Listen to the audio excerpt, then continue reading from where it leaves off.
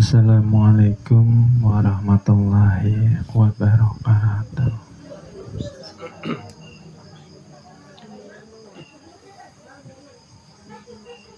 A'udzu billahi minasyaitonir rajim. Bismillahirrahmanirrahim.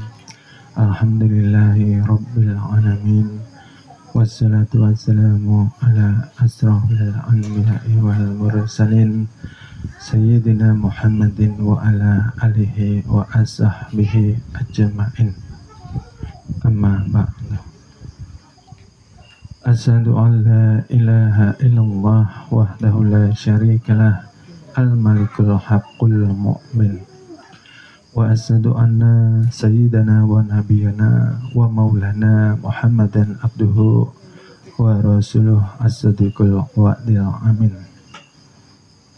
Salawat dan salam selalu kita haturkan kepada junjungan baginda Nabi kita yang mulia Nabi Muhammad sallallahu alaihi wasallam beserta seluruh keluarganya, beserta seluruh sahabatnya, beserta seluruh pengikutnya hingga yaumil kiamat. Alhamdulillah, puji syukur kehadirat Allah Subhanahu wa ta'ala yang pada malam hari ini kembali memberikan kita anugerah berupa nikmat sehat untuk berkumpul di majelisnya Allah Subhanahu wa ta'ala, diringankan langkah kakinya, disenangkan qalbunya untuk mendatangi majelis ilmu yang dimuliakannya Allah Subhanahu wa ta'ala. Mudah-mudahan dosa-dosa kita, ayah, ibu, kakek, nenek, anak, cucu kita mendapat ampunan rahmat dari Allah Subhanahu wa ta'ala. Amin, amin, ya rabbal alamin. Alhamdulillah Bapak Ibu, mudah-mudahan kami harapkan juga di dalam keadaan sehat walafiat badan, zahir dan batinnya, tidak kurang dari suatu apapun. Alhamdulillah, terima kasih atas kehadirannya. Malam ini kembali kita mengkaji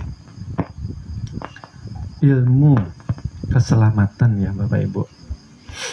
Ilmu keselamatan yang difardukan Allah sebelum datangnya syahadat, sebelum datangnya sholat, sebelum datangnya perintah puasa, sebelum datangnya perintah zakat, sebelum datangnya yang namanya perintah menunaikan haji bagi mereka yang mampu.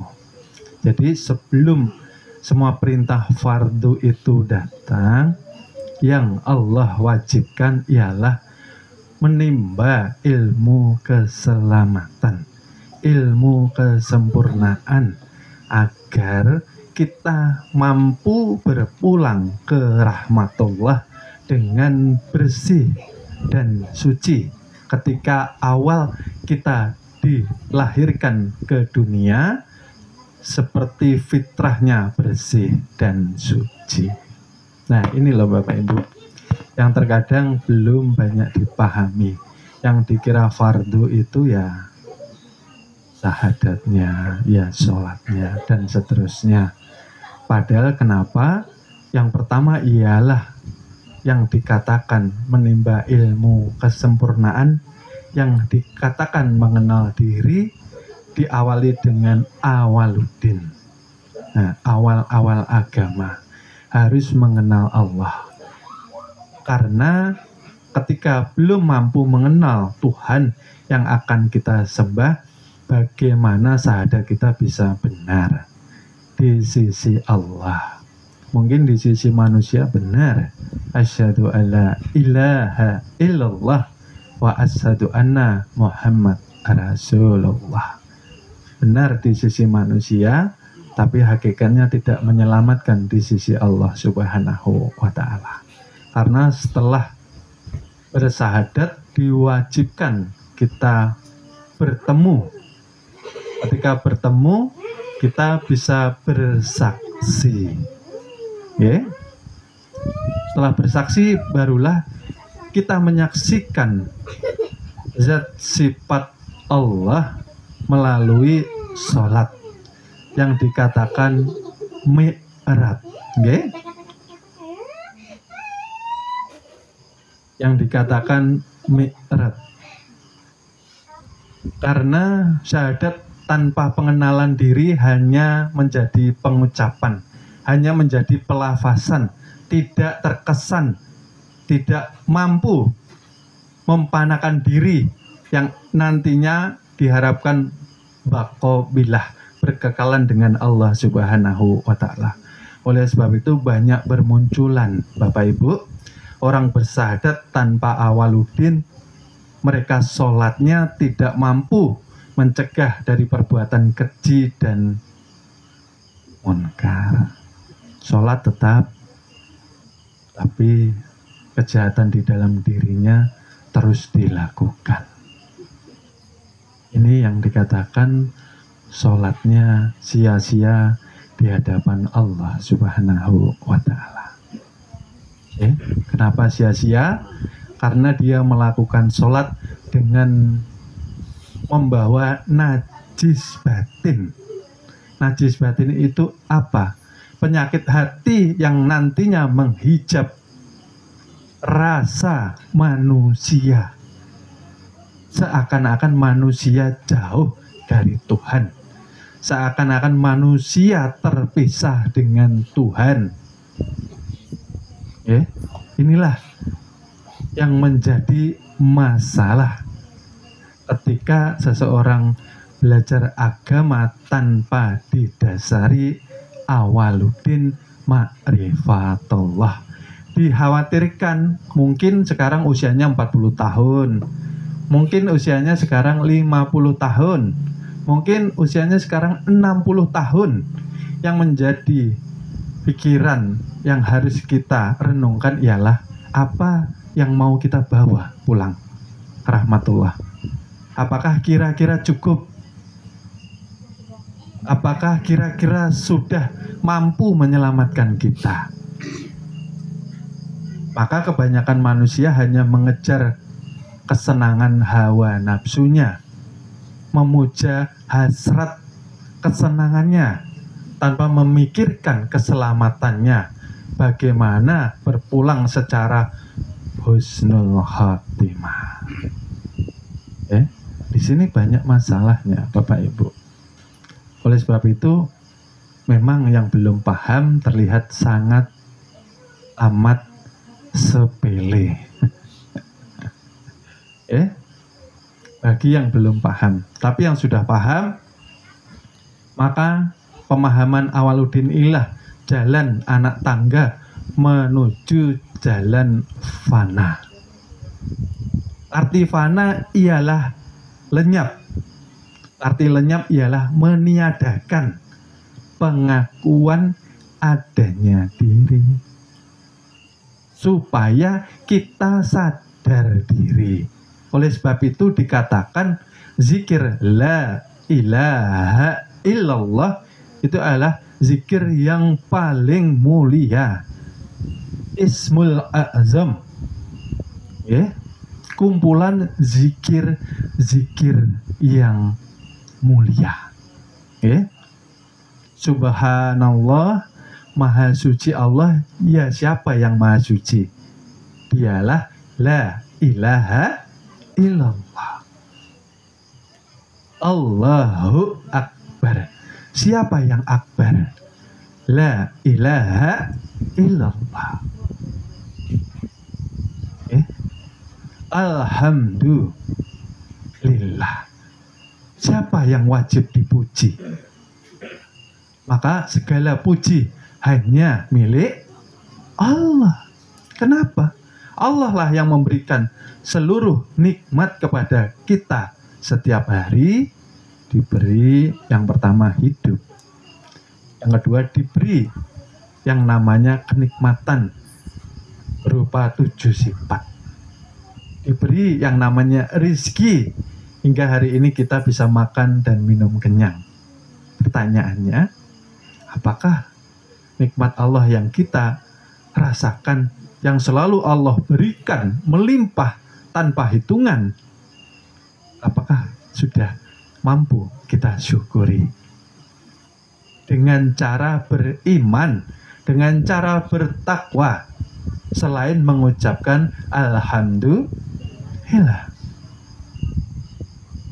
Bagaimana kita mampu beriman, bagaimana kita mampu bertakwa ketika kita mempunyai hati masih terhijab dengan Tuhan, sangat amat kotor, amat gelap, hingga tidak mampu membersihkan, mengagungkan kalimah suci, nama-nama Tuhan.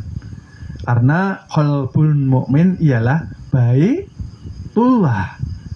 Di rumah Allah inilah kita harus membersihkan asmanya. La ilaha illallah, artinya jangan lagi memuja dunia, jangan mengutamakan dunia, jangan mencintai dunia, hingga kita lupa bahwa selama ini yang terlalu cinta kepada kita bukan ibu kita. Ingat kajian kemarin? Allah mencintai kita melebihi kasih sayang seorang ibu. Karena ibu pun diciptakan oleh Allah. Gitulah. Disinilah kita harus memahami pentingnya berpijak kepada agama, harus diawali dengan mengenal diri, supaya kita mampu kembali berpulang ke rahmatullah secara sempurna, secara selamat, dan dinaungi dengan rahmatan lil alamin, mendapatkan gelar almarhum, yang dirahmati, bukan al-mal'un. Al-mal'un itu ketika kita hidup sudah dilaknat oleh Allah Subhanahu wa ta'ala. Belum mati secara hisi, mati secara maknawi. Kita hidup tapi sudah dilaknati Allah. Yang terjadi Bapak Ibu, hidup kita tidak berkah. Setelah tidak berkah, hidup terasa sempit, susah, gelap, banyak masalah. Seperti itu. Itu kita mendapatkan laknat dari Allah tanpa kesadaran kita, karena hati kita dalam keadaan mati, tidak pernah dihidupkan, tidak pernah dibersihkan, tidak pernah dibasuh dengan zikir. Oleh sebab itu, malam hari ini harapannya mari kita mengkaji ulang supaya kita tidak terlalu lupa kajian dasar kita untuk pegangan kita menuju jalan keselamatan, Bapak Ibu. Makanya kita kembali menuju ke jalan mempanakan diri. Karena selama ini manusia lupa dirinya. Ketakutan menghadapi hidup, ketakutan menghadapi jin syaiton. Nah, kalau ketemu jin, ketemu syaiton, ketakutan di luar daripada di dirinya. Berjalan di tengah hutan, melewati kuburan, pikirannya ndak tenang, sudah macem-macem. Nanti ada yang nyambet, nanti ada yang ini, nanti. Berarti kada kenal di diri. Allah lebih dekat daripada jin syaitan. Kalau takut pada jin syaitan yang di luar diri, ini namanya syirik. Berarti mengakui selain Allah mempunyai kuasa, mampu mendatangkan gangguan kepada kita. Bukankah Allah seluruhnya yang mampu menimbulkan gerak, kodrat, dan irodat? Masih banyak ya yang di luar, yang sini ya enggak berani semua melewati hutan angker. Kan katanya kita sudah kenal diri, ini siapa yang bersama saya, Nah, yang mempunyai jin, yang mempunyai syaitan, rajanya alam semesta dunia akhirat bersama saya. Lah kok takut? Lalu bulu kuduk berdiri. Nah, seperti itu. Ya? Akhirnya ketakutan dengan bayangannya sendiri. Ya, Bapak Ibu. Jadi ketika melewati kegelapan hutan kuburan, ya, sekarang tidak boleh kita takut. Berarti meremehkan Tuhan. Ya, kita bersama. Kita tidak pernah ditinggalkan. Oleh sebab itu, yang mempunyai grup WhatsApp kemarin sudah diterangkan secara jelas. Dibaca Bapak Ibu yang kemarin, aku lebih dekat dari urat kemanapun engkau menghadap, aku di situ. Kemanapun engkau berada, aku selalu bersamamu.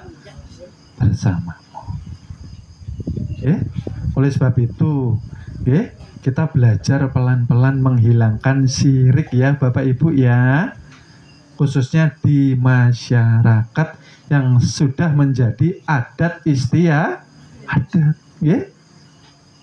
Ini untuk kita yang mendalami tauhid.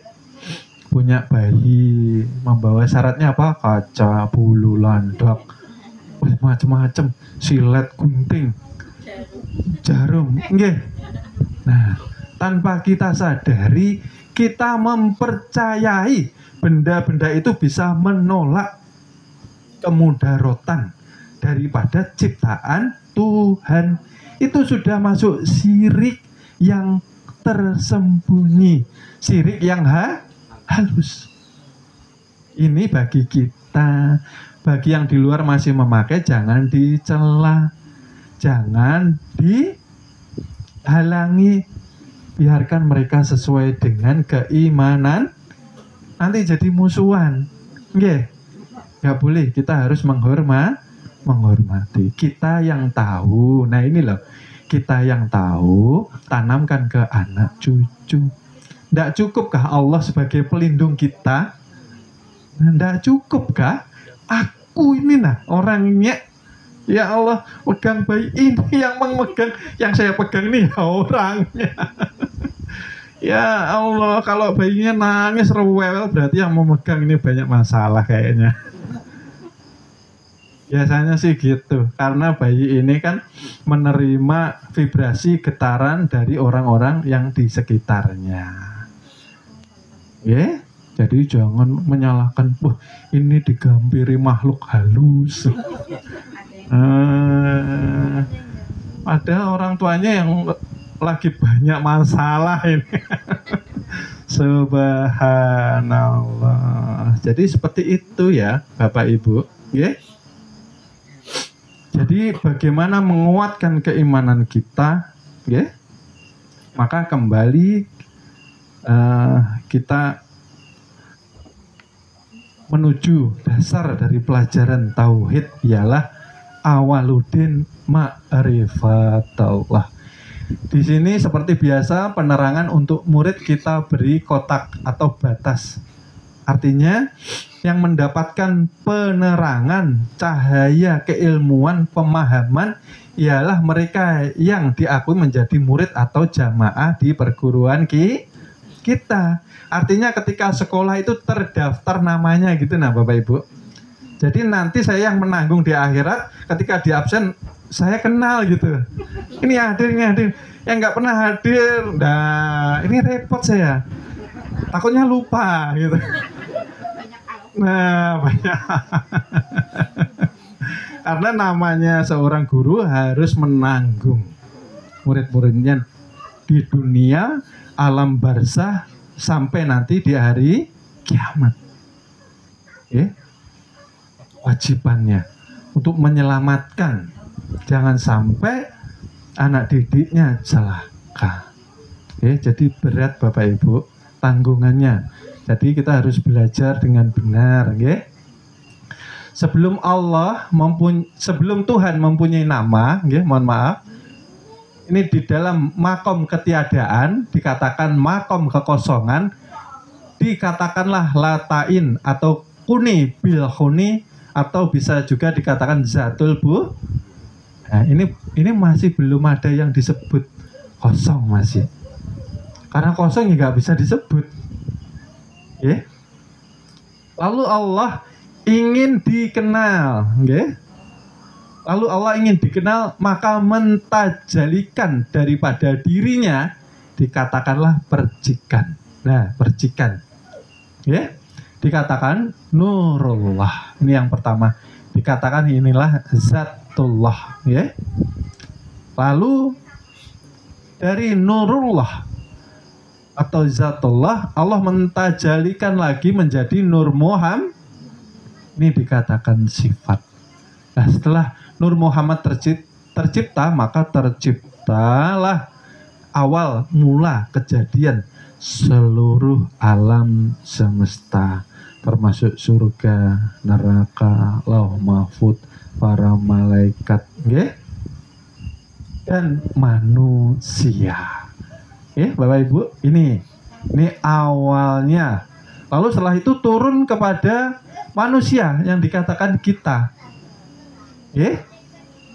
Ayah dan ibu, ketika mengumpulkan rasa, melalui pancaran air dari ayah dan dari ibu. Dari mana pancaran air tadi berasal? Dari saripati tanah. Orang bisa memancarkan air karena makan dan minum, Bapak Ibu. Kalau kelaparan, bisa enggak Bapak Ibu? Enggak bisa, ya?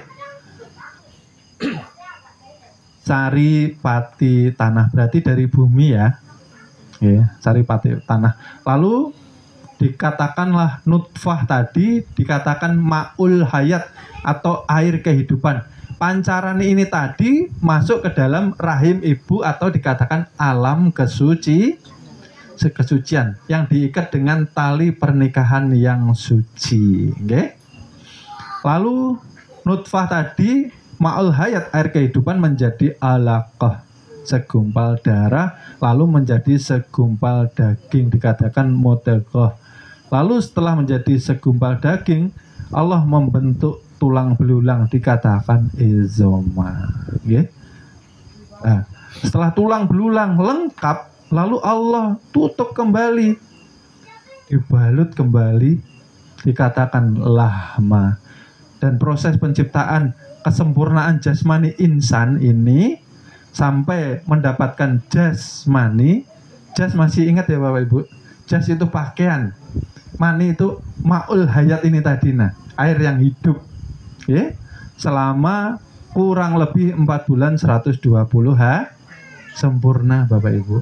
Di sini ini dulu harusnya bersyukur proses pembentukan diri itu sesempurna ini karena sifat Ar-Rahman dan Ar-Rahimnya Allah Subhanahu wa Ta'ala.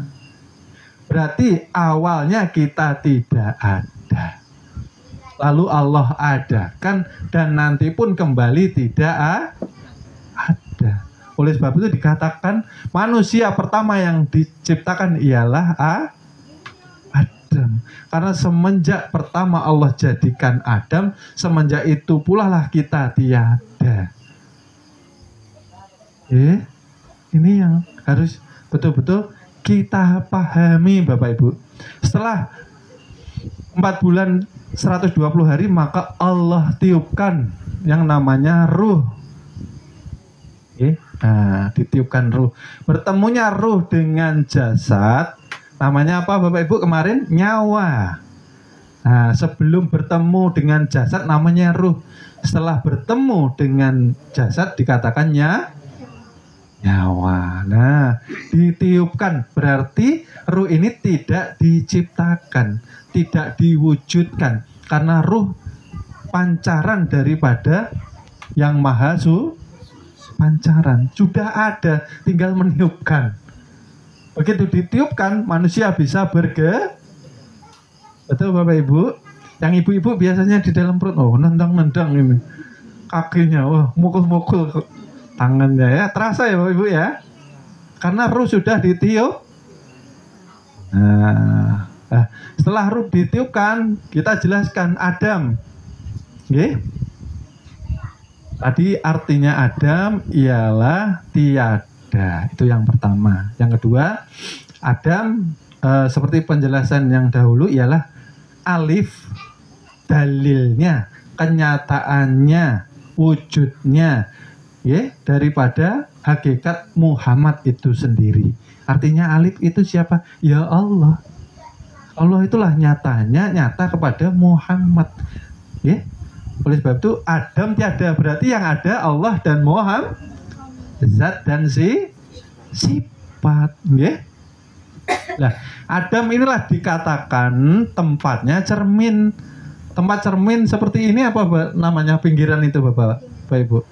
Bingkai, figura. Hanya bingkainya dititipi yang nama sifat ma'ani, sifat yang zohir, ditampakkan Bapak Ibu, nggih, ke batang tubuh kita, nggih, ditampakkan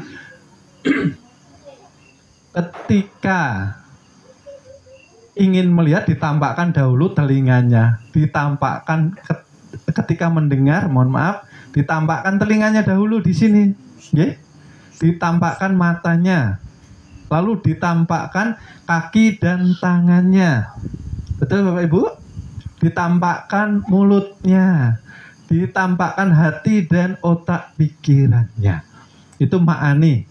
Nah, diwujudkan dahulu. Nah, ini tandanya dahulu. Nah, dicantelkan, dilengkapi, okay? Lalu setelah zohir, lahir dikatakan Adam. Ternyata lembaga Adam mempunyai sifat ternyata lahayin. Oh, ternyata batang tubuh ini tadi hakikatnya dia tidak hidup Bapak Ibu. Hidup karena ditiupkan tadi kan Bapak Ibu. Nah, di sinilah sifat aslinya tadi. Lahayun, tidak hidup. La samiun, tidak mendengar. La basirun, tidak mampu dia melihat. Tidak mampu. Makanya kalau diberi penglihatan harus disyukuri caranya. Lihatlah segala hal sesuatu yang sekiranya menjadikan hati kita ini ingat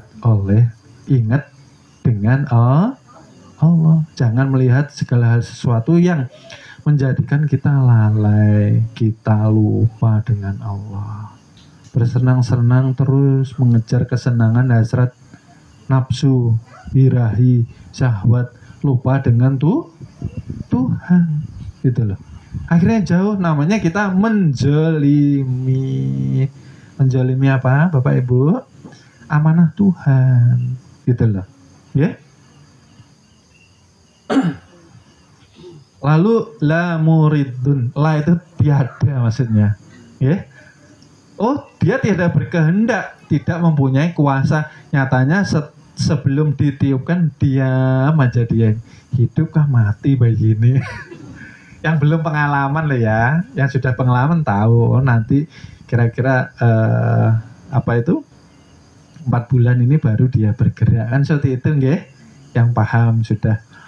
Lalu dia tidak mampu berkata-kata dan dia tiada mempunyai ilmu.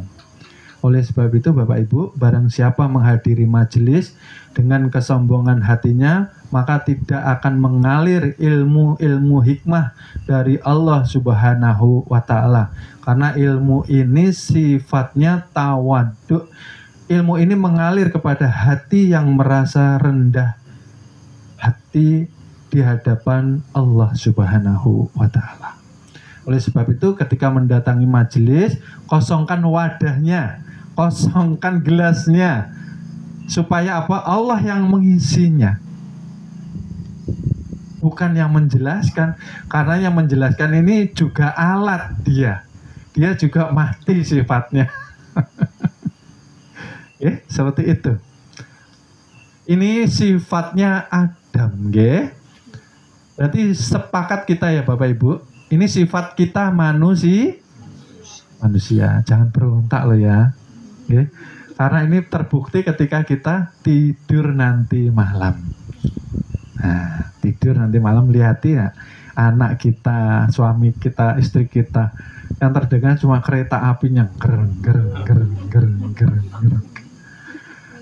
Tangannya diangkat ya lemas sudah, kakinya diangkat lemas, diajak ngobrol ya tuli, diajak cerita ya bisu dia, dikasih 100-an ribu nggak mau dia.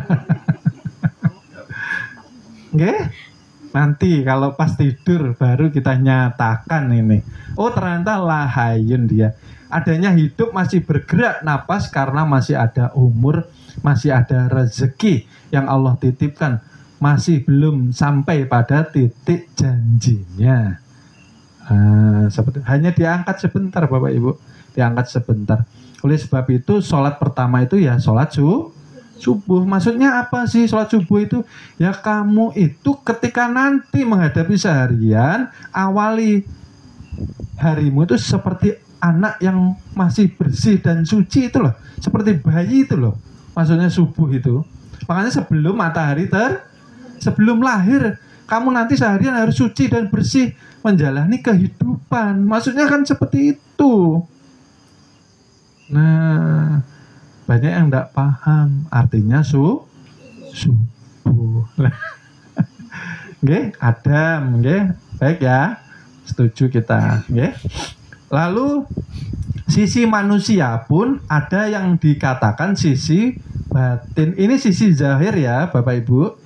Karena manusia dua sisi, ya. Kalau kehilangan satu sisi, ini bahaya Bapak Ibu, ya, bahaya. Jasad tanpa ruh, mayat. Nah, kalau bergerak nakuti orang. Nah, ketika di sini, berdiri dia, kabur. Nah, hantu namanya ya. Nah, kalau ruh tanpa jasad, lah ini namanya gentayangan. Ini lebih menakutkan lagi. Orang yang minum untalan, orang yang pakai susu, orang yang memakai raja tato, orang-orang yang mengamalkan syirik jali, memakai seluruh benda-benda yang diyakini mampu melindunginya. Berarti tidak cukup Allah yang melindungi. Nah, Bapak Ibu ya, ini untuk pesan kita. Cukuplah Allah yang melindungi kita. Tidak perlu kita hisip-hisip. Tidak perlu apa-apa. Itu meremehkan kita namanya. Kita melukai hati Tuhan. Segala hal sesuatu itu kan ciptaanku. Aku yang kuasa. Ini kalau nggak pakai akik keluar, pulang lagi dia takutan. Aku kalau nggak bawa akik ini tidak selamat di jalan. Nah, aku kalau nggak bawa jimat ini, aku nanti bisnis selalu siap. Berarti meyakini ajimat. Tidak boleh. Itu sihir. Ini sisi zahir dan ini sisi batin. Dikatakan Muhammad ini dikatakan juga Rasulullah. Rasul itu utusan, utusan Allah yang secara batiniah, bukan Nabi Muhammad Sallallahu Alaihi Wasallam. Kalau Nabi kita itu mempunyai pangkat dan kerasulan yang diangkat ketika umur 40 tahun. Mengajarkan awaludin ma'rifatullah. Setelah keluarganya, saudaranya mengenal Tuhannya, baru turun perintah sholat di umur 53 tahun. Jadi yang kita pelajari sesuai dengan tuntunan junjungan Nabi besar kita, Nabi Muhammad Sallallahu Alaihi Wasallam. Seperti itu Bapak Ibu, Jadi sisi zahir, sekarang sisi batiniah,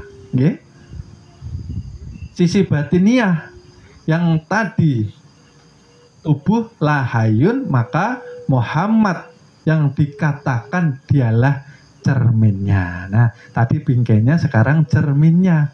Dikatakan sifat maknawiyah, sifat batiniah.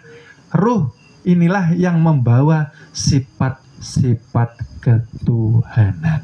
Nah, sifat-sifat ketuhanan ialah dia hayun, dia hidup.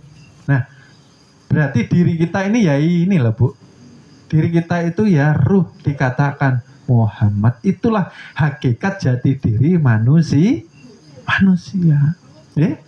Dia hayun, dia hidup, dia mendengar, dia mampu melihat, dia mampu berkehendak, berkuasa, berkata-kata, dan berilmu. Si Muhammad ini tadi. Nah, kenapa Muhammad mampu hidup? Karena mendapatkan amanah sifat daripada zat. Ini sifat berdirinya kepada zat. Paham ya Bapak Ibu? Sifat tanpa zat tidak mampu hidup. Karena Allah lah yang mempunyai hakikat maha hidup. Kalau di sini hayun, di sini hayatnya. Karena sifat Allah hidup, maka kepada Muhammad amanahnya menjadi hidup. Karena ada yang maha hidup, menghidupi hayun, akhirnya hidup, menggerakkan tubuh, seakan-akan sifat Allah nyata kepada ruh, menjadi lembaga Adam, mampu hidup. Yang nggak mampu melihat dikira manusia yang hidup, manusia yang mendengar, manusia yang melihat. Dia berkehendak, berkuasa, mampu berkata-kata, dan dia berilmu.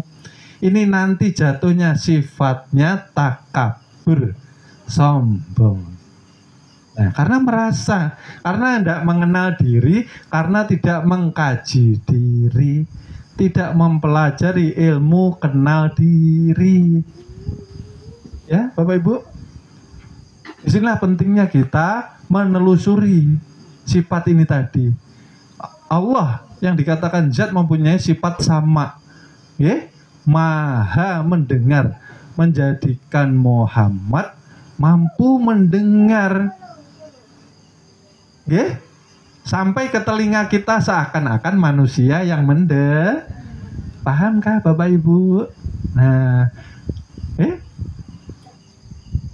basor juga seperti itu. Basor itu maha melihat.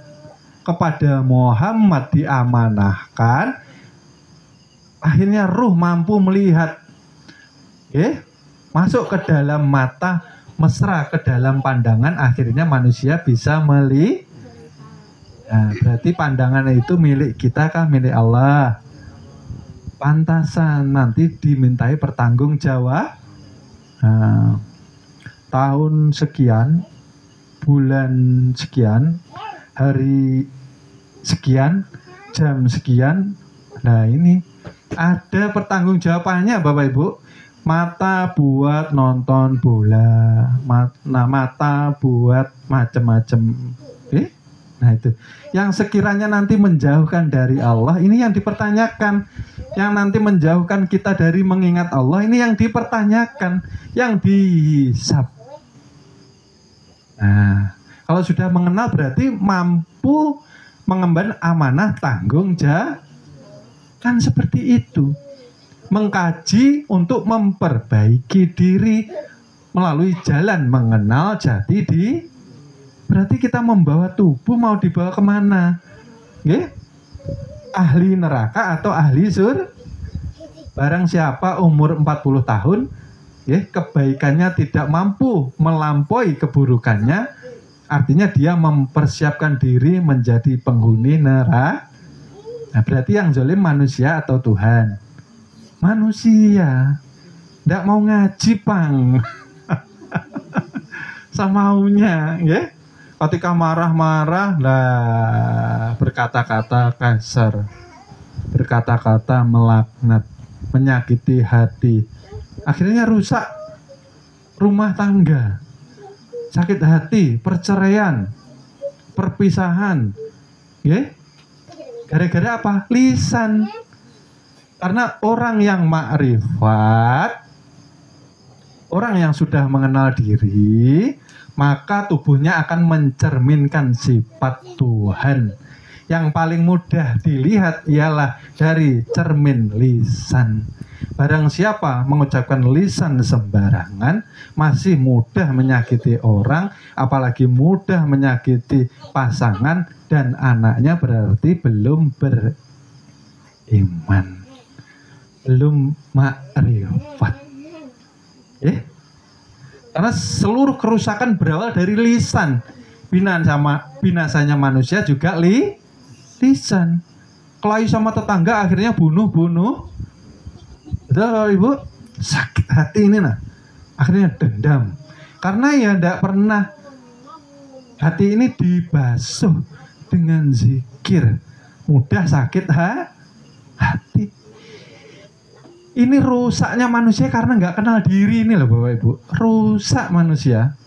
Mulutnya rusak, matanya rusak, telinganya rusak. Loh, bagaimana ini? Ya? Cita-citanya surga Firdaus. Nah ini loh. Ini yang saya sampai sekarang belum ketemu jawabannya. Cita-citanya surga Firdaus, tapi yang dikerjakan pekerjaan ahli neraka semua. Dia sholat tapi ketika marah, sama istrinya, kamu seperti jerapah. Nah, istrinya itu, ya Allah kasihannya seorang istri nih. Ya Allah ya Rabbi, kamu seperti badak bercula satu. Nah,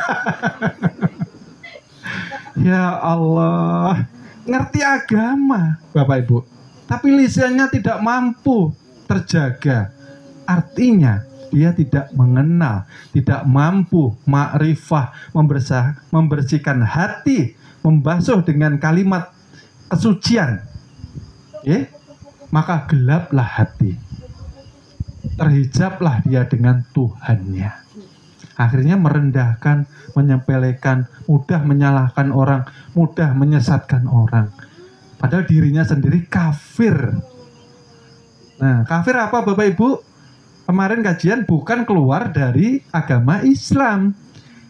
Yang di sini dikaji kafir itu secara hakikat, terhijabnya hatinya kafir, tertutup daripada kebenaran yang datangnya dari Allah Subhanahu. Ini qalbun mukmin baitu. Ini rumahnya Allah, bersihkan rumahku kata Allah dengan zikrullah. Zikir itu nggak usah banyak-banyak. Kan dikatakan sudah la ilaha illallah miftahul jannah. Nah ini kok masih nyari zikir. Kebanyakan zikir daripada nama Allah dihimpun di dalam satu kalimat yang dikatakan miftahul jannah. Ketika engkau zikir itulah apa yang kamu rasakan? Apakah engkau sudah mampu mempanakan diri ketika zikir? La ilaha illallah. Oh iya, yang melafazkan Allah. La ilaha illallah. Oh iya, yang berkehendak Allah. La ilaha illallah. Oh iya, yang hidup Allah. La ilaha illallah. Oh iya, yang wujud Allah. La ilaha illallah. Oh iya, yang berilmu. Saya ingat melafazkan ini karena Allah. Nafi, mengikis maksudnya. La, inilah kikis la ilaha, yang tidak ada itu kita isbatkan, nyatakan, yakini bahwa Allah yang nampak wujud terang benderang melalui zat dan si ini memang tidak terlihat tapi bisa dirasakan enggak Bapak Ibu? Bisa. Nah, sifat mata tadi kelihatan enggak? Enggak terlihat tapi bisa melihat. Berarti bisa dirasa. Kalau orang buta Bapak Ibu, ya Allah ya Rabbi, pengen baca Al-Quran, tapi yang sudah baca Al-Quran, setelah baca Al-Quran tidak pernah dipakai tuntunan Al-Quran. Sudah baca, tapi akhlaknya, kelakuannya, adabnya tidak sesuai dengan tuntunan Al-Qur'an. Berarti semakin dia membaca, semakin dia melafazkan Al-Quran, semakin dia dilaknat oleh Al-Quran. Hati-hati. Baca Al-Quran itu tidak semudah hanya membaca. Kalau tidak mengamalkan, hati-hati. Ya seperti zikir tadi Bapak Ibu. Semakin banyak zikir, semakin kita dilaknat oleh Allah Subhanahu. Karena setelah zikir kita masih mampu menzolimi. Loh, ini loh. Oleh dikatakan Al-Quran itu kan pegangan kita, petunjuk hidup jalan ke selama. Setelah dibaca, dihayati, disadari, dijalankan. Bukan mencari pahala. Lah yang mengerjakan Tuhan kok nyari pahala. Nggak kerja minta minta uang, minta upah. Loh, yang membaca, yang melafazkan Allah, yang melihat, yang melafazkan Allah, yang mengingat, yang punya ilmu, disitulah yang namanya ilmu puncaknya orang ikhlas. Ikhlas itu mampu melihat segala af'al Allah yang menerbitkan. Betul Bapak Ibu? Nah, seperti itu loh Bapak Ibu, nggih. Jadi dari Allah, dari zat kepada sifat, dari sifat diamanahkan ke batang tuh. Nah, seperti itu Bapak Ibu. Ternyata sekarang sudah terlihat yang hidup siapa, yang mendengar siapa, yang melihat di dalam mata saya siapa. Berarti jauh atau dekat? Dekat? Yakin? Yakin. Ya karena kita merasakan adanya mata kita bisa berjarak atau tidak Bapak Ibu? Tidak berjarak.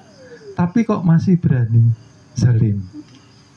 Hati-hati. Kalau sudah belajar ilmu ketuhanan, ucapan kita kebanyakan akan menjadi doa kita. Ucapan kita akan menjadi kenyataan. Nggih? Kenapa? Ya karena seringnya kita bako billah, berkekalan dengan Allah setelah fana billah. Kalam itu kan kalamullah. Makanya kalau doa tidak pernah diijabah lah. Sudah ketemu jawabannya ternyata. Nah, kita tidak pernah menjaga amanah lisan kita. Selalu mengucapkan, melafazkan kata-kata yang zolim kepada mutakaliman. Ini kalau zolim dengan mulut, doanya tidak akan pernah qabul Bapak Ibu. Nyumpahi orang itu yang baik. Kalau marah, aku sumpahi kamu jadi orang sukses. Nah, gitu. Yang baik. Karena doa kembali kepada diri kita. Nah, yang baik lisan dijaga. Itu tandanya orang beriman. Biarin aja kita dikatakan orang bodoh, orang bungul. Alhamdulillah. Nah, tambahi hak. Jangan melihatkan orang kita bukan yang pintar. Jangan dilihatkan orang kita bukan alim. Jangan dilihatkan kita ahli ibadah. Nyatanya yang ibadah siapa tadi? Kodrat iro. Nah, mari kita lanjutkan. Ya. Dikatakan insan, tempat memandang rahasia zat sifat, asma dan af'alullah. Insan itu, ini loh insan Bapak Ibu. Insan ini tempat memandang zatnya Allah, ya, sifatnya Allah. Zat sifat sudah terpandang bukan dengan mata zohir tapi pandangan mata sudah terlihat ini Bapak Ibu. Nah, zat sifat timbullah asma dan af'al atau gerak daripada Allah Subhanahu wa ta'ala. Seperti itu, ya. Insan pun terdiri dari dua bagian, zohir dan batin.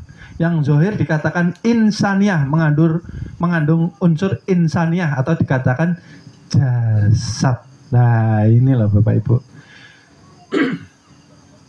Dikatakan jasad, bahwa manusia ini berasal dari api. Nah, sambungannya dari sini, setelah Nur Muhammad maka terciptalah api kesucian. Disitulah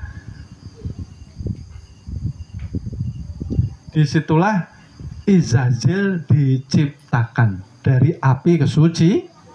Nah, karena dia tidak mampu melihat hakikat Adam, maka tidak mau sujud. Maka Adam ini tadi alif dalilnya Muhammad. Nyatanya Adam sebagai bingkai cermin, di dalamnya ada cerminnya. Di dalam cermin ada yang ini cermin Bapak Ibu. Ini yang bercermin. Lah ini bingkainya. Paham Bapak Ibu ya? Karena Izazil tidak mampu melihat hakikat kesempurnaan Nabi Adam, makanya tidak mau bersujud. Tapi sampai detik ini masih mampu untuk ibadah kepada Allah Subhanahu wa Ta'ala. Izazil pun juga sholat. Sholat. Nah, orang yang tidak mau sholat berarti melebihi Itulah seburuk-buruknya manusia. Mereka itulah yang dikatakan sombong di hadapan Allah Subhanahu wa Ta'ala. Nauzubillahi min dzalik. Dikatakan beragama ketika dia mau menegakkan tiang agama itu sendiri. Oleh sebab itu kemarin di grup WhatsApp kan dikatakan tidak sholat tapi orangnya baik, akhlaknya, budi pekertinya baik, rajin bersedekah, rajin silaturahmi, rajin menolong orang, macam-macam ya. Tapi tidak sholat. Hakikatnya yang diperbuatnya itu sia-sia, gugur di hadapan Allah Subhanahu. Kenapa? Kan baik, kan sedekah, kan sering nolong, silaturahminya juga baik, akhlaknya baik, budi pekertinya baik. Tapi tugasmu diciptakan di dunia apa? Ibadah, sholat. Berarti dia yang tidak mau mengerjakan sholat, tapi belajar makrifat, ilmunya terlibat, tidak sempurna. Yang tidak sholat itu kan maksudnya lembaga adamnya ini loh Bapak Ibu.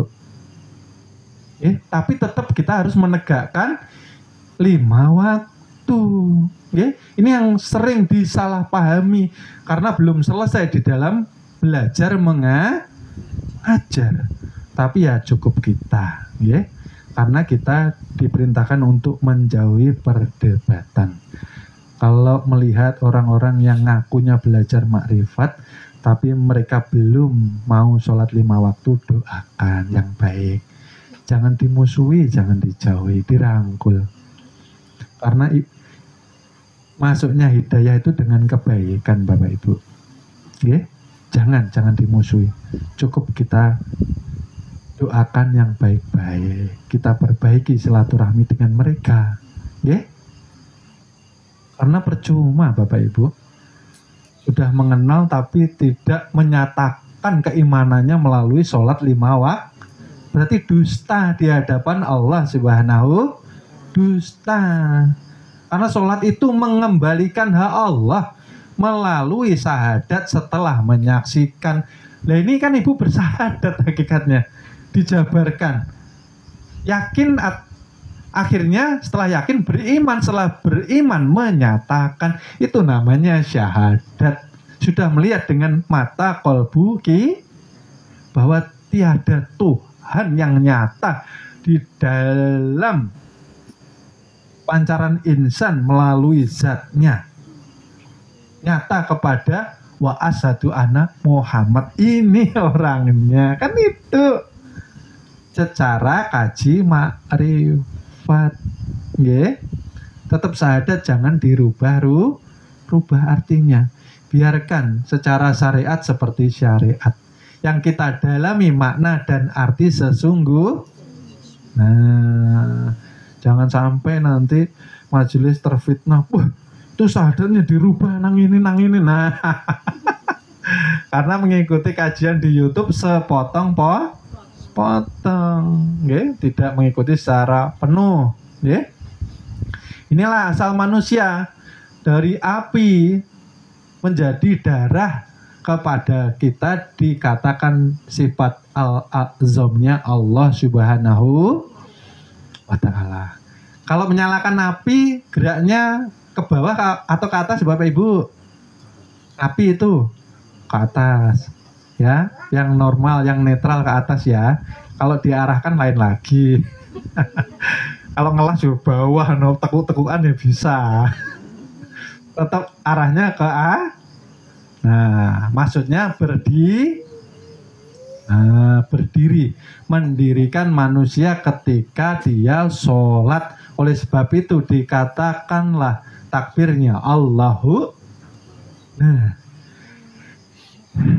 yang mati, yang mayat bisa diberdirikan dengan kodrat irodatnya Allah Subhanahu.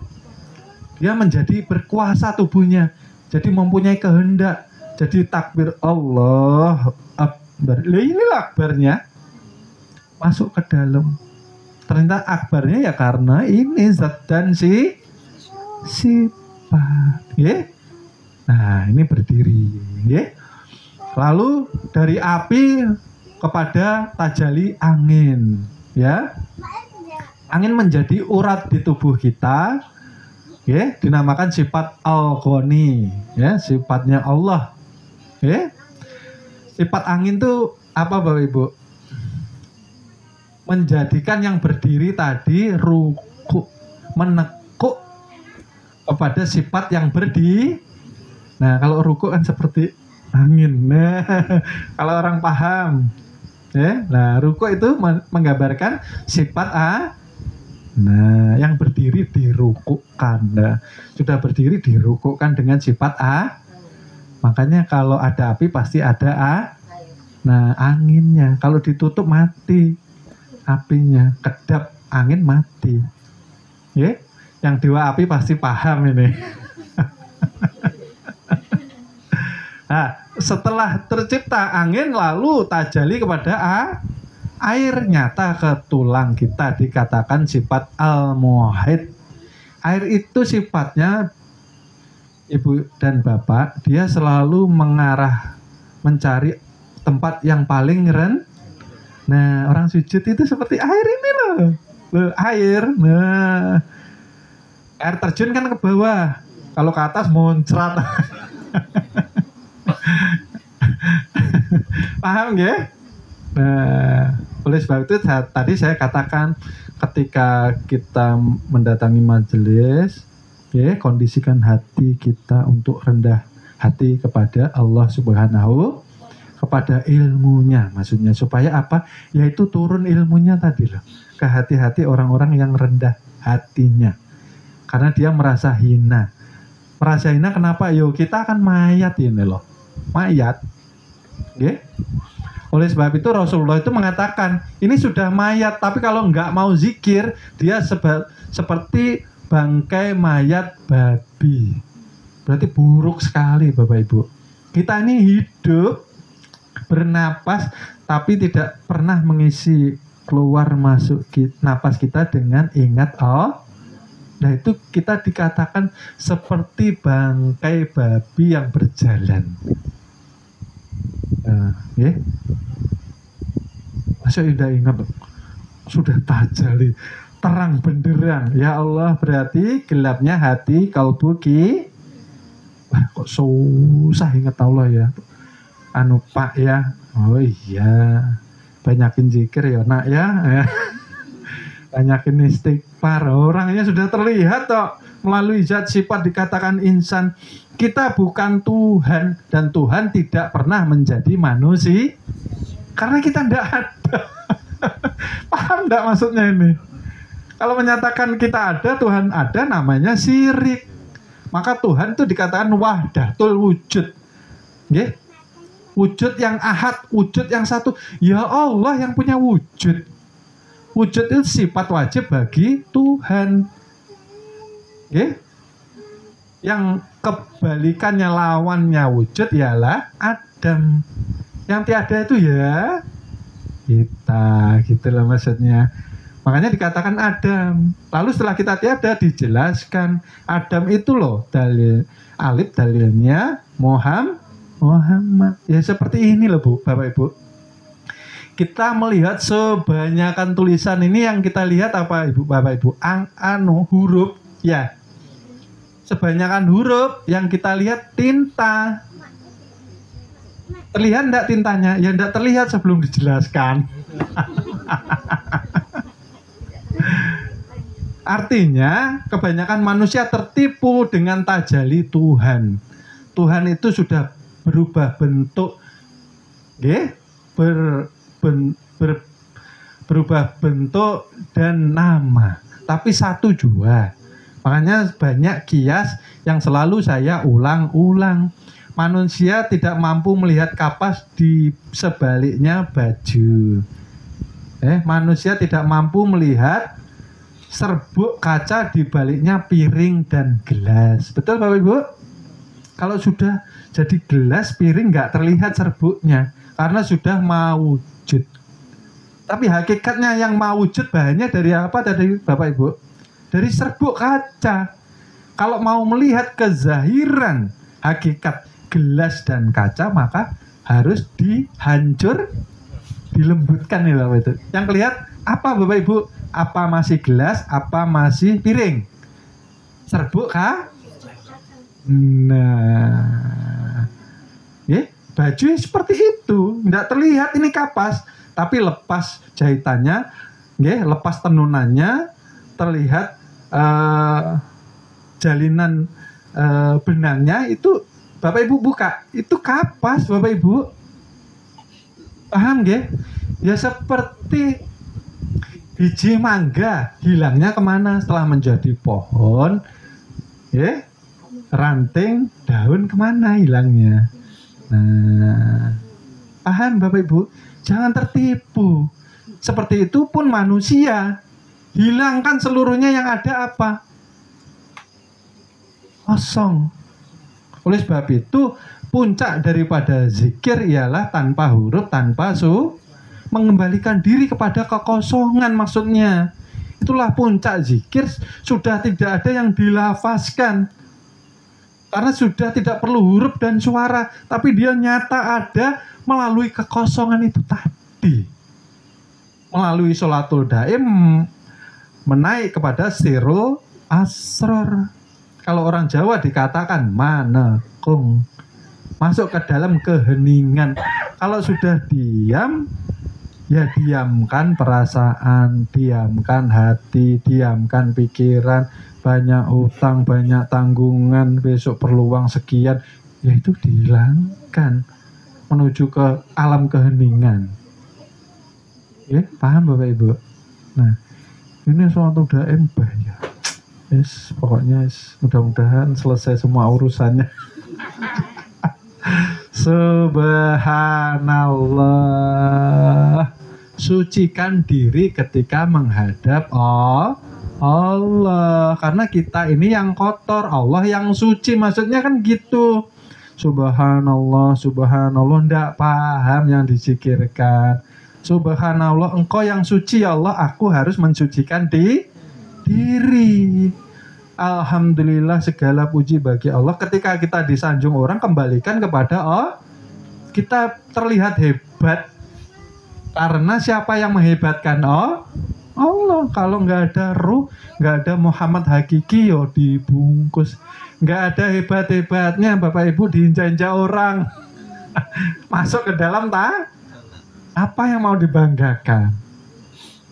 Kan seperti itu. Dari mana tadi? Sujud, lalu tanah, dari air menjadi tanah. Tanah itu menjadi daging di tubuh kita, Bapak Ibu. Dikatakan sifat Al-Hakim, sifatnya Allah, sifatnya dia duduk. Oleh sebab itu Bapak Ibu, sholatnya agama Islam itu harus berdiri, harus ruku, harus sujud, harus duduk, karena lembaga Adam, tubuh jasmani mewakili alam semesta. Adanya diri zahir ini dunia kecil yang menggambarkan dunia yang luas, yang lebar. Di seluruh dunia ini unsurnya sama, ada apinya, ya, ada gunung meletus keluar api, pernah lihat Bapak Ibu? Nah, berarti ada apinya. Oleh sebab itu, kalau murid-murid jamaah, kalau berurusan dengan yang namanya warisan tanah, saya pesan, jangan berebutan. Karena sifat tanah ini panas Bapak Ibu. Gara-gara warisan tanah, saudara bisa menjadi musuh, baik mengalah, ya. Ini pesan, karena tanah ini hawanya panas Bapak Ibu, dan uang yang diperebutkan tidak akan bertahan lama. Yang jahat dengan tanah akan binasa dan celaka. Nah, seperti itu, hati-hati, Nah, sifat angin menjadi diri kita, menjadi nafsu amarah. Warnanya merah. Oleh sebab itu kalau mendengar suara tidak enak, telinganya langsung memerah, wajahnya memerah, lalu dia kesetanan. Itu bahaya, bisa membunuh orang, bisa membunuh istri, bisa membunuh anak. Kenapa? Karena kesetanan. Kesetanan itu apa? Karena hatinya terhijab dengan Tuhannya, tidak pernah zikir. Kena sedikit masalah langsung emosi. Emosi itu menandakan buruknya hubungan dengan Allah Subhanahu. Orang mudah emosi itu berarti buruk sekali di hadapan Allah Subhanahu wa taala. Pengelolaan nafsu amarahnya tidak bisa terjalin dengan baik. Marah itu ketika kita melihat agama kita diinjak-injak orang. Lah itu baru marah yang benar. Makanya Rasulullah sampai menegakkan pedang karena menjaga agama Islam. Seperti itu. Jangan marah yang di luar jalurnya agama. Loh, sama istrinya kok. Tangannya nempeleng, kakinya nendang, mulutnya menyakiti hati. Dia belajar makrifat, tapi belum hanya belajar ternyata, belum makrifat. Jauh perjalanan. Mintanya ilmu tinggi-tinggi, sepertiga malam masih ada. Nggak pernah diundang sama Allah Ta'ala. Subhanallah. Bercermin ke dalam diri, asal kita itu bersih hati kita, ini kan baitullah, bersihkan dulu, nggak usah muluk-muluk, zikir kok minta karomah, zikir minta ini itu, zikir itu untuk sadar, setelah sadar perbaiki diri supaya dihiasi dengan perbuatan mahmudah, perbuatan terpuji. Orang makrifat harus mencerminkan sifatnya Rasulullah. Malu belajar makrifat pengamukan, pemarahan, pemusingan. Subhanallah, berarti dia tidak mampu mengontrol hawa api yang ada di dalam diri. Amarah itu wajib ada Bapak Ibu, karena tanpa amarah manusia dingin. Kalau nggak ada darah, orang mati dingin kah panas? Nah, dingin. Panas itu menjaga tubuh supaya hidup baik, tapi harus bisa mengelola.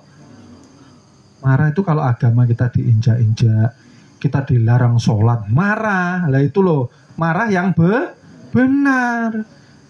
Maksud saya seperti itu.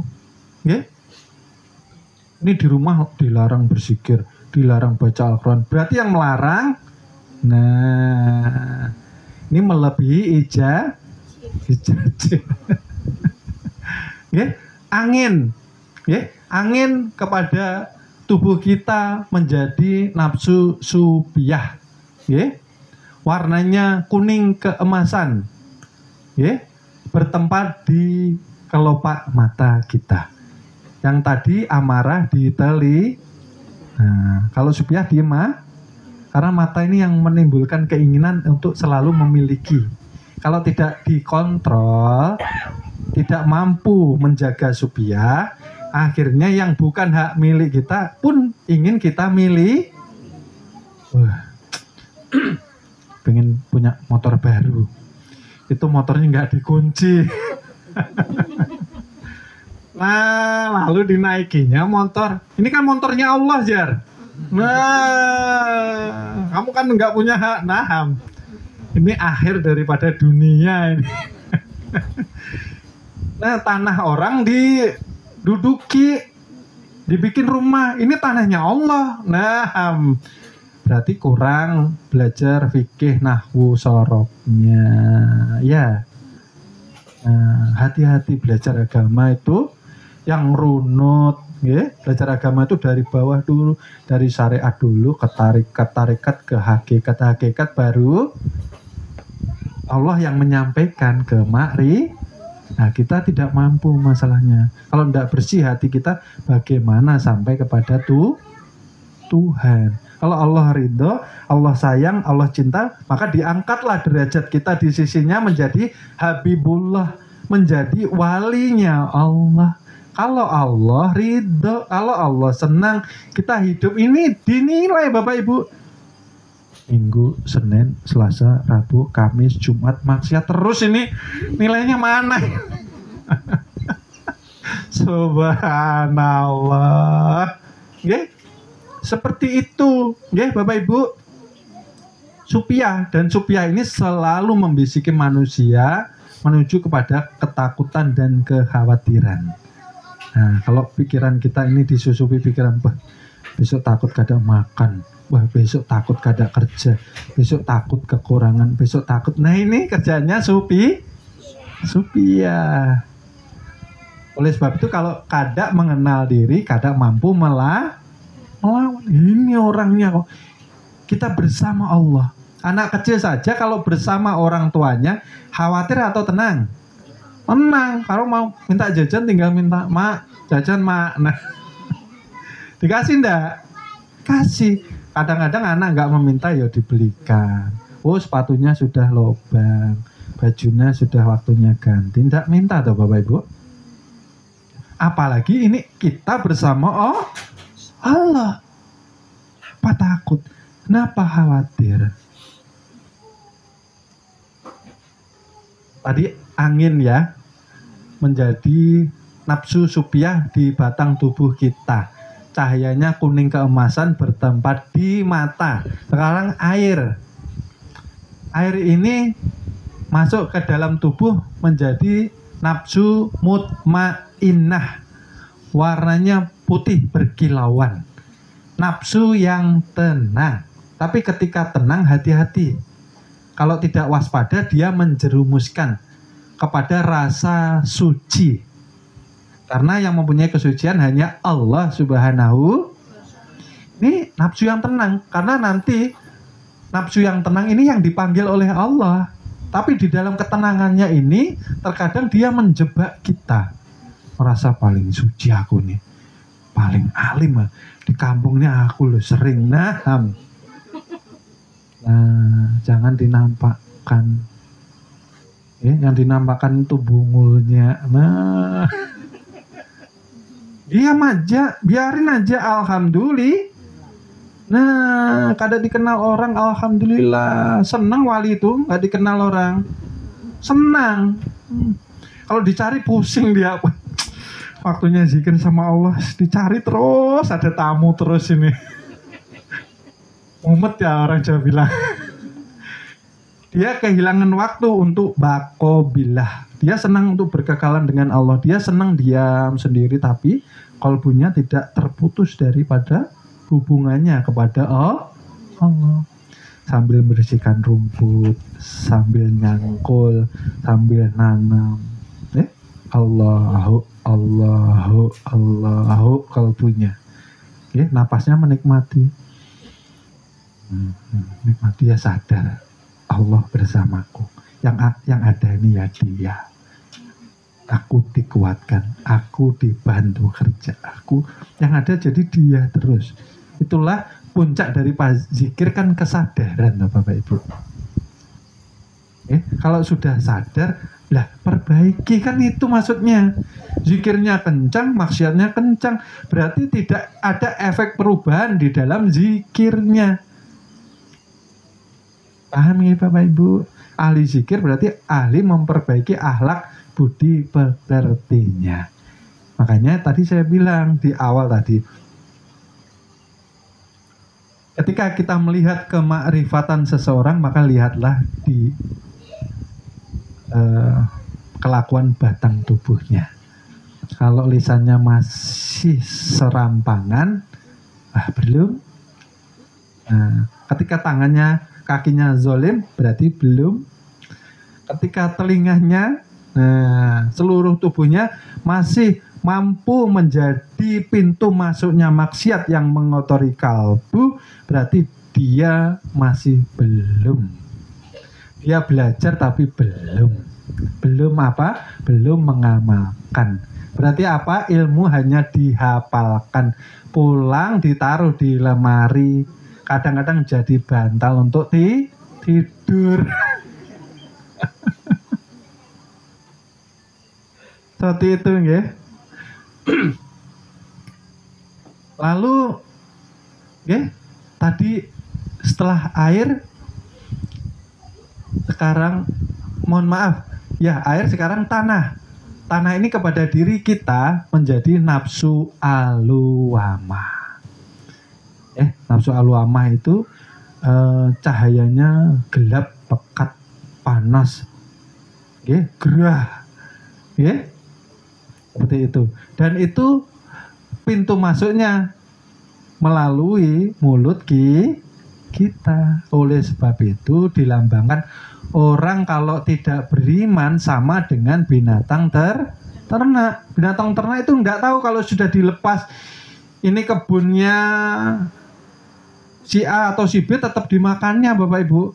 Nggak peduli, nggak ngerti yang namanya hukum halal dan yang penting korupsi, dapat uangku banyak, 7 turunan tidak kelapa. Masa bodoh yang namanya halal ini cinta dunia.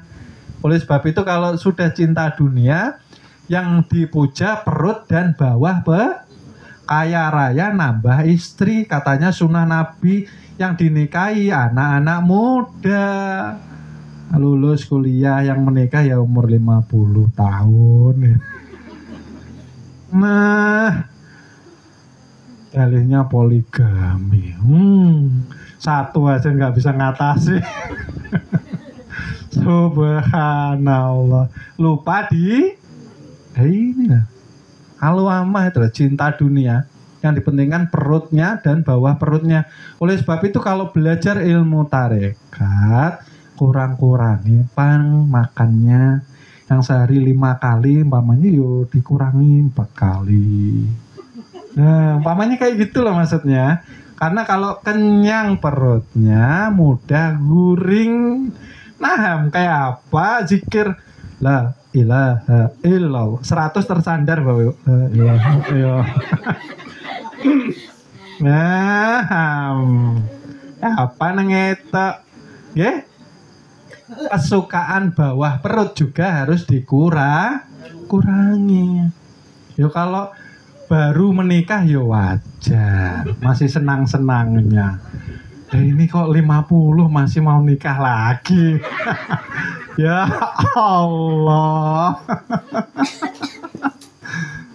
Subhanallah. Jadi dikurang-kurangi kesenangan perut dan bawah perut itu, ya Allah. Tidak sampai kita bisa orang nikmat zikir, nikmat sholat karena sudah dikurangi kesenangan nafsu syahwat, nafsu batang tubuh, kesenangan indrawi. Ini indrawi kita. Masuk enggak nggak puas-puas. Nikah sudah 40-50 kok itu aja. Ya Allah. Ditingkatkan kualitas diri itu ditingkatkan. Bagaimana kita ini zauk, kita ini mabuk merasakan cinta kepada Allah. Kalau sudah zikir la ilaha illallah itu sudah melebihi segalanya, Bapak Ibu. Kalau orang katanya nikmat berhubungan suami istri itu berlapis-lapis nikmatnya daripada hubungan suami istri. Berlapis-lapis, tidak bisa bayangkan, Bapak Ibu. Makanya kalau sudah masuk ke dalam Ismul Azam la ilaha illallah, dikatakan masuk ke bentengku, pasti selamat dia. Kalau tidak masuk, kapan mau selamat? La ilaha illallah, yang ada, yang nyata, yang harus berkelakuan, yang harus berbudi pekerti, ya dia, bukan kita. Belajar makrifat, ya, masih yang tercermin sifatnya syaitan, sifatnya hewan, seperti binatang ternak kan ya. Seperti itu berarti perlu lagi introspeksi diri atau muhasabah di diri gitu loh. Ini zahir. Sekarang sisi batiniah. Manusia juga mengandung sifat ilahiyah. Ya. Dikatakan batin atau ruhani. Di dalam ruh itu mengandung yang namanya syuhud, yang namanya nur, yang namanya ilmu, yang namanya wujud. Wujud dikatakan zat kepada diri kita menjadi rahasia. Bapak Ibu, ini menjadi rahasia Tuhan atau tidak? Nah, ya seperti kapas menjadi rahasianya baju. Seperti bubuk gelas, bubuk kaca yang menjadi rahasianya gelas dan paham ya Bapak Ibu? Ilmu menjadi sifat ke batang tubuh kita, namanya ruhani. Nur menjadi asma bertempat di dalam kolbu kita. Suhud menjadi gerak ke batang tubuh kita. Orang yang sudah paham hakikat diri, mampu merasakan hadirnya kebersamaan dirinya dengan Tuhan, berarti mereka dikatakan orang yang sudah ma'rifat. Nah, orang yang sudah mampu merasakan ilmu menjadi sifat ruh yang menanggung 7 sifat ini, berarti dia termasuk di dalam golongan haki. Dia masih memahami ini tapi belum merasakan, ini bedanya. Ini paham berarti masuk golongan haki. Kalau belum merasakan berarti belum ma'rifat. Ini syaratnya harus bersih, syaratnya harus suci, syaratnya harus fana, hilang keakuan diri, sifat angkuh, sombong, sifat syaiton, sifat hewan hilang, baru masuk sir. Dikatakan ma'rifat. Paham ya bedanya Bapak Ibu? Nah, ini ma'rifat, ini hakikat. Lah ini nur menjadi asma masuk ke kolbu kita. Nggih. Kolbu ketika sudah menuju kepada nur, dia dikatakan menuju jalan kepada Tuhan. Dikatakan tarekat, jalan menuju kepada Tuhan. Okay. Sud menjadi af'al ke batang tubuh. Orang yang melihat tubuhnya yang sholat, tubuhnya yang zikir, tubuhnya yang puasa, tubuhnya yang zakat, tubuhnya yang umroh haji, berarti tahapannya masih di syari. Dia yang merasa masih sholat, dia merasa masih zikir, dia yang masih merasa bisa puasa, bisa dia bersedekah zakat. Paham Bapak Ibu? Dia merasa bisa pergi naik haji, bisa pergi umroh. Dia merasa hakikatnya dia yang diumrohkan, dia yang dihajikan, dia yang diberi kesempatan zakat sedekah, dia yang dimampukan puasa, dia yang dimampukan sholat, dia yang dimampukan syahadat. Nah, ini ma'rifat. Kalau masih di pahaman af'al ke batang tubuh, kita yang bisa namanya masih syariat. Tapi tidak perlu dipertentangkan. Cukup kita wajib tahu dan mengerti makom di pada diri masing-masing kita. Okay? Nah, ketika sudah memahami ini semua, barulah zikirnya bisa sampai, zikirnya bisa nikmat, zikirnya bisa melafazkan, merasakan, menyatakan la ilaha, yang ada, yang nyata. Berarti sudah tidak takut ya Bapak Ibu ya. Yang takut tadi kan yang di luar jamaah ini ya.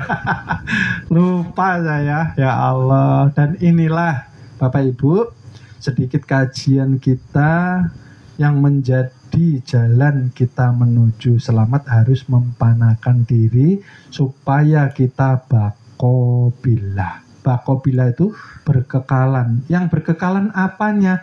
Kolbunya, dengan kesadaran bahwa kita tidak pernah terhijab dengan Allah. Dan di atas kita tidak pernah terhijab. Yang kedua, kita tidak pernah jauh dari Allah. Yang ujungnya, ya yang ada hanya la maujuda bihaqil ilah. Bagaimana jalannya?